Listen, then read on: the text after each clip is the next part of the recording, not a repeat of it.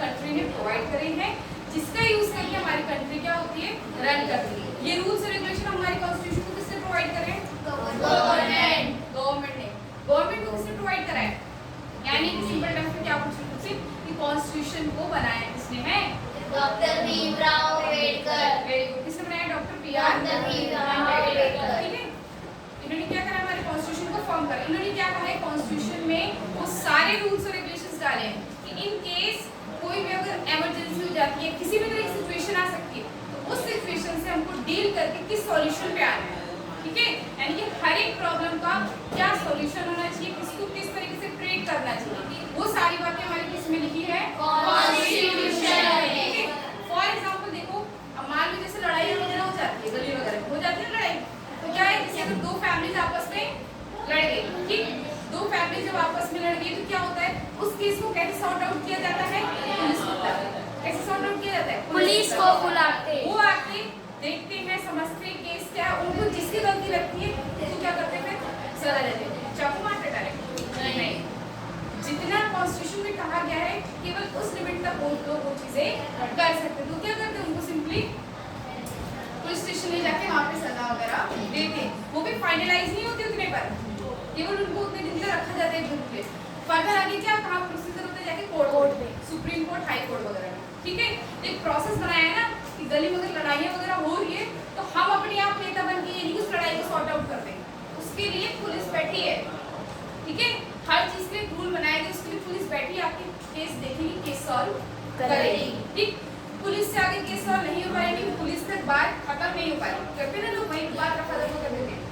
पहली बात तो केस हो जाता है तो कोर्ट तक जाते ही है ना, जिस तरह फिर भी अगर पुलिस स्टेशन में सॉल्व हो गया केस, आगे गया केस अगर तो फिर कौन देखता है, कोर्ट वगैरह। यानी कि पहले हमारे केस के कहाँ पे गया, पुलिस स्टेशन, देन आफ्टर किसके पास गया, कोर्ट। तो हमारा पूरा प्रोसीजर बनाने, एक रूल बनाया ना, हम इस रूल को तोड़ सकते हैं क्या, नहीं। ऐसा तो नहीं हो सकता कि हमारी लड़ाई मैरिट पे कोर्ट चले गए, नहीं।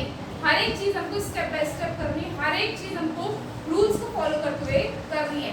दूसरा एग्जाम्पल क्या है, जैसे ट्रैफिक लाइट, किस चीज का, ट्रैफिक लाइट। ट्रैफिक लाइट्स वगैरह है कि हमें जब ट्रैफिक लाइट पे रेड लाइट आ जाए तो हमको उस टाइम पे रुकना है, ताकि साइड बाय रोड वाले वो लोग तब तक क्रॉस हो जाए, तब तक हमारी लेट पे पहुंचे हैं। फुटपाथ है, फुटपाथ किसके लिए, वो लोग जो पैदल चलते हैं, पेडलर्स के लिए, है ना। तो क्या उसमें अपनी व्हीकल रन कर सकते हैं, नहीं। अगर हमने वो करा तो यानी कि हम लॉ को ब्रेक कर रहे हैं। ठीक है, तो रूल्स बनाए गए हैं कि वो केवल किसके लिए हैं, जो हमारे पेडलर्स, जो हमारे पैदल चलते हैं, उनके लिए केवल फुटपाथ बना, उसमें और व्हीकल्स नहीं करवा सकते, उनके अलग से रोड वगैरह बनी रहती है। तो रूल्स बने हैं ना, रूल्स को फॉलो करके क्या हम चल रहे हैं, सपोज करो, ठीक है, उन रूल्स को फॉलो करके हम चल रहे हैं। अभी आगे तुमको बताऊंगी इसकी इंपॉर्टेंस क्या है कॉन्स्टिट्यूशन की।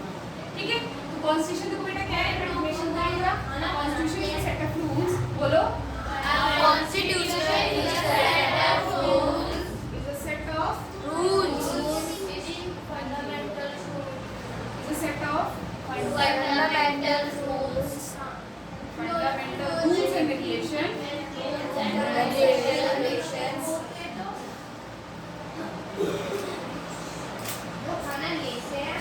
A constitution is a set of fundamental rules and regulations and certain rights. Writing visible है, clear है? Yes. And certain rights that a constitution is a set of fundamental rules and regulations and certain rights that provides a that helps justify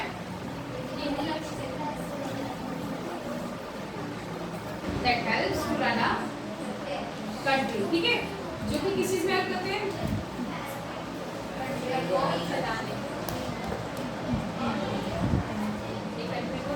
ठीक है।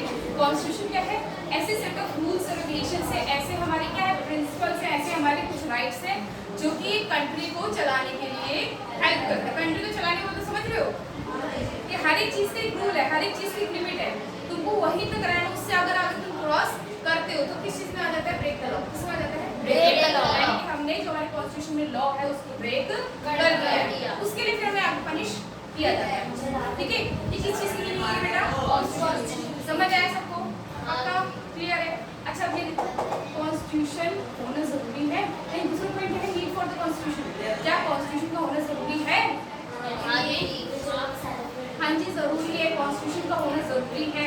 अगर हमारे पास constitution नहीं हुआ, अगर हमारे पास कॉन्स्टिट्यूशन नहीं हुआ तो इन सम केसेस हम अपनी लिमिट्स को क्रॉस कर जाएंगे। जैसे क्या है इंडिया में, क्या हम अपने आप चलते चलते किसी को थप्पड़ मार सकते हैं? कोई तुम्हें हाथ तक नहीं लगा सकता, क्योंकि हम इंडिपेंडेंटली जीने का अधिकार है हमारे पास। इंडियन सिटीजन के पास वो इंडिपेंडेंट रह के जी सकते हैं, कोई उन पे आकर अपने आप को नहीं चला रहा है।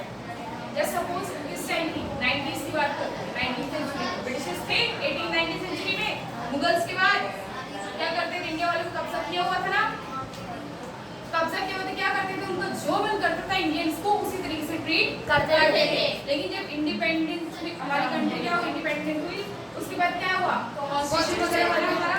कॉन्स्टिट्यूशन में क्या होता है, सेट ऑफ रूल्स आ गए, रेगुलेशंस आ गए, है ना, यानी कुछ कायदे कानून आ गए, उसको फॉलो करके हमें चलना है। यानी कि उस रूल के अगेंस्ट जो खड़ा हुआ उसको मतलब क्या कर रहा है, रूल को ब्रेक कर रहा है, लॉ को हमारे ब्रेक कर रहा है। क्या उसको हम ब्रेक कर सकते हैं? इन केस हमने ब्रेक करके उसको पनिश किया जाएगा, और ऐसे ही कोई हम पे हाथ नहीं उठा सकता।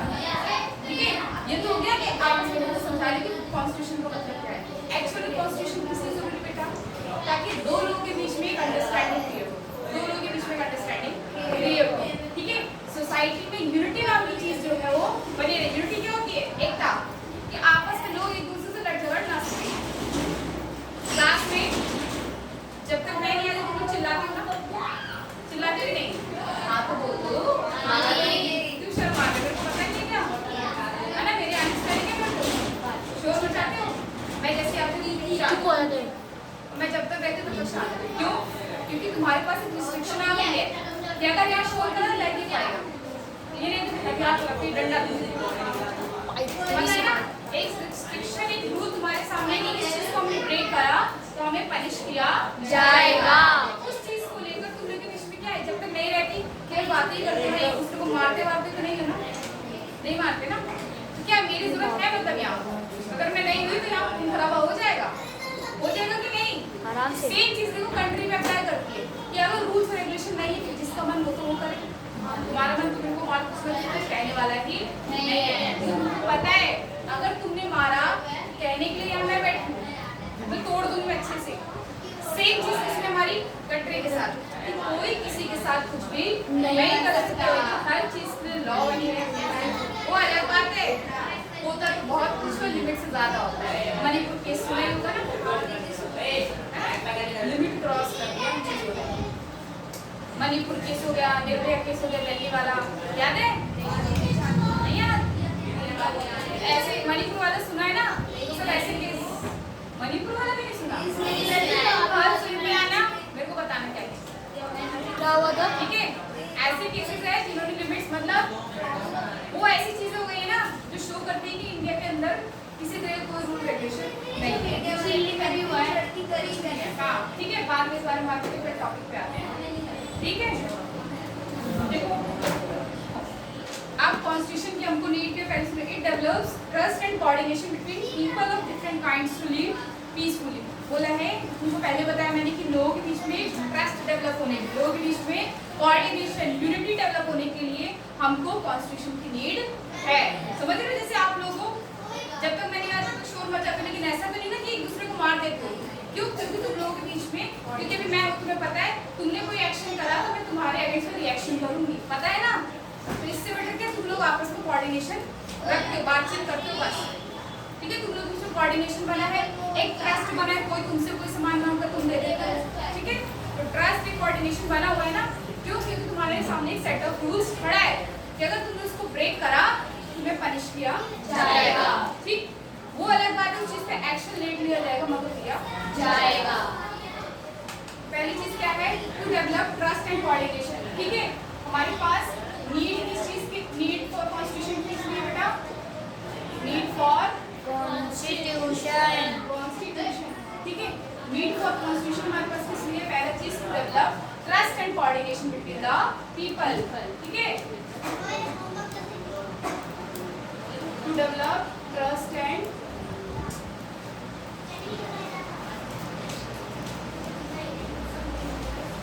कोऑर्डिनेशन अमंग पीपल, लोगों के बीच में ट्रांसफर कोऑर्डिनेशन बिल्डअप करने के लिए हमको कॉन्स्टिट्यूशन की रिक्वायरमेंट है।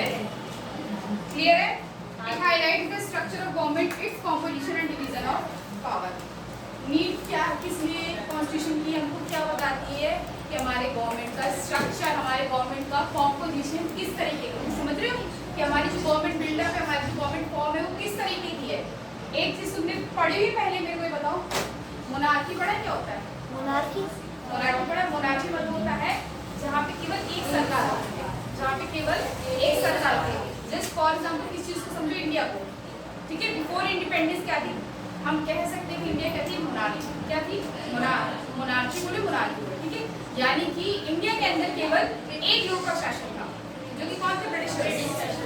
कि जैसा ब्रिटिशर्स कहते थे वैसा होता जाता था। तुमने पढ़ा था ना, वॉरेन हेस्टिंग्स, लॉर्ड कॉर्नवालिस, सारे थे ना, एक एक करके सारे प्रेसिडेंट थे, सारे ब्रिटिशर्स के, उन्होंने प्रेसिडेंसी सारी हैंडल करी हुई थी। तो क्या होता था, जैसे एक प्रेसिडेंट हटता था दूसरा आ जाता था, एक और हटता था फिर दूसरा, तो जितने आते थे सबके सब लाइन से कौन रहते थे? ब्रिटिशर्स। कौन रहते थे? ब्रिटिशर्स। यानी कि जो राज वहाँ पे चल रहा था, किसका चल रहा था? ब्रिटिशर्स। ठीक है, ब्रिटिशर्स से पहले कौन थे? हमारे मुगल्स, बाबर अकबर, हुमायूं, शाहजहां, है ना। फिर लास्ट कौन थे? औरंगजेब। ठीक है, यानी कि बाबर रहे, वो गए, तो शाहजहां, अकबर, जो भी है लाइन वाइज आते गए, यानी उन्हीं का शासन चल रहा था ना। उनके अलावा वहाँ पे कोई और आ सकता था रूल करने? नहीं। उस गवर्नमेंट को हम क्या कहते हैं, जहाँ पे सिंगल लोग रूल करते हैं, उस गवर्नमेंट को क्या कहते हैं? मोनार्की। क्या कहते हैं बेटा? मोनार्की। ठीक है, अब जैसे इंडिया है, इंडिया को अब हम प्रेजेंट टाइम में मोनार्की नहीं बोल सकते। अब यहाँ मोनार्की नहीं है, इसको क्या है, यहाँ पे गवर्नमेंट है हमारी। क्या है? गवर्नमेंट। डुअल गवर्नमेंट है। कौन सी गवर्नमेंट है? Dual government. That means state government, central government है और स्टेट गवर्नमेंट, सेंट्रल गवर्नमेंट है और स्टेट गवर्नमेंट। हम इसको मोनार्की नहीं बोल सकते। क्या पूरे इंडिया पर जो मोदी जी कहते हैं वही होता है? ऐसा हम एक पल के लिए कह सकते हैं, क्योंकि जो किसी भी चीज से रिलेटेड जो डिसीजन होते हैं वो फाइनली, मतलब कौन कहता है कि अगर इस चीज को अप्लाई करें तो कौन सी चीज को हामी करते हैं, कौन सी चीज एग्री करते पहले, उनकी परमिशन में जब वो चीज जाके हमारी कंट्री में लागू होता है। लेकिन मोदी जी उसको अकेले डिसाइड नहीं करते, समझ रहे हो। पार्लियामेंट में होता है ना सारा डिस्कशन, असेंबली बैठती है ना पूरी, लोकसभा राज्यसभा में, तो वहाँ के क्या होते हैं, हर स्टेट के मिनिस्टर्स होते हैं, हर स्टेट के जो मिनिस्टर्स होते हैं, उनकी कंट्री में किस तरीके की सिचुएशन है, वहाँ के लोग किस तरीके से बिहेव करते हैं, क्या वहाँ के लोगों को ये रूल समझ आएगा, क्या वहाँ ये रूल अप्लाई करना चाहते, सारी बातें हर एक कंट्री, हर एक स्टेट के जो मिनिस्टर्स होते हैं वो डिस्कस करते हैं, तब जाके उसके बाद तो मोदी जी को डिसीजन लेते हैं, या फिर जो हमारे प्रेसिडेंट है वो डिसीजन लेते हैं, समझे। अकेले मोदी जी तो नहीं कर रहे ना, अब क्या पूरी दुनिया अपनी बात लेके मोदी जी के पास चल जाएगी? नहीं। पीएम के पास जाएगी डायरेक्ट? बेटा वो चीज तो पॉसिबल नहीं है। ऐसे तुम्हारे अगर कोई गलती है, तुम्हें कोई प्रॉब्लम है, सबके सब के जो हमारे हेड टीचर उनके पास तो नहीं जाओगे, तुम्हारा डाउट है तुम्हारी टीचर जो भी मेरे पास आएगी, फिर जो बाकी जो टीचर्स हैं हम लोग जाएंगे उनके पास, है ना। सेम चीज है कि सारे स्टेट के मिनिस्टर उनके कहाँ जाते हैं? पीएम के पास, मतलब असेंबली में, ठीक, वहाँ पे डिस्कशन होता है, वो बताते हैं कि ये स्कूल को अप्लाई होना चाहिए, लागू होना चाहिए या नहीं, प्लस क्या बताते हैं, बेनिफिट्स क्या है, गलत चीजें क्या है, बाद में डिसीजन फाइनलाइज होता है, फिर उस रूल को जाके लागू किया जाता है, ठीक है। यानी कि एक कंट्री में जो भी डिसीजन लिया जा रहा है वो सबकी सहमति से लिया जा रहा है, सबकी सहमति से लिया जा रहा है। अकेले केवल एक आदमी पूरी कंट्री को रन नहीं कर रहा। यानी कि अब हमें पता चलता है कि हमारे इंडिया में क्या है, डुअल गवर्नमेंट। क्या है? Dual government. यहाँ जो गवर्नमेंट बनती है वो भी जनता के द्वारा ही इलेक्ट करी जाती है। इलेक्शन नाम की चीज तो सुनी होगी, जाते हैं ना, तो इलेक्शन में क्यों जाते हैं? हमारी वोटिंग के बाद ही वो सिलेक्ट होते हैं, otherwise they are not gonna select, है ना। हम वोटिंग देते हैं, हमको जो पसंद है हम उसको वोट देंगे। पसंद इन द सेंस समझिए कि अगर उसके हमको काम पसंद आए, अगर उसके अंदर हमको प्रीवियस वर्क, उसका क्या है, प्रीवियस बैकग्राउंड क्या है, डेटा क्या है, उसके अकॉर्डिंग उसको जज करते हैं, फिर वोट देते हैं कि हाँ ये जो है ये हमारे क्या स्टेट का सीएम रहेगा या पीएम रहेगा, जो भी है, ठीक है। तो यहाँ पे क्या मोनार्की है? नहीं। इवन जो यहाँ पे हेड है, पीएम, प्रेसिडेंट, सीएम वगैरह हो गया, या फिर जो कॉलोनीज वगैरह में प्रधान होते हैं, इनको भी कौन सिलेक्ट करता है? हम। कौन सिलेक्ट करता है? है ना। यानी कि जनरल पब्लिक है यही लोग सिलेक्ट करते हैं। ये तो हो गया हमारा गवर्नमेंट का केस। और मोनार्की में क्या होता है कि वो दादा थे, दादा गए, बेटा है, बेटा गया, पोता आया, ऐसे मतलब एक एक करके पीढ़ी दर पीढ़ी आती गई और भी लोग क्या अपनी सरकार बना दिया। इस वजह से और कॉन्स्टिट्यूशन रिक्वायरमेंट बस किसी एक पर आज ना रहे, है ना। और इवन जो भी चीज हो रही है वो विद इन द क्या, ठीक है। एक और चीज देखो बेटा क्या है, need for the constitution, need for the Constitution. Need for the constitution. दो पॉइंट्स कहते हैं, पहला था कि लोगों के बीच में ट्रस्ट और कोऑर्डिनेशन डेवलप करने के लिए, उनके बीच में यूनिटी डेवलप करने के लिए हमको कॉन्स्टिट्यूशन की रिक्वायरमेंट है। दूसरी चीज क्या है बेटा, it highlights the structure, corporation and division of power. कि जो पावर है उसका स्ट्रक्चर क्या है, डिवीजन किस तरीके से, बताया ना मैंने कि गवर्नमेंट है हमारी, पहले टॉप पे कौन सी गवर्नमेंट है, central government, then state government, ठीक है।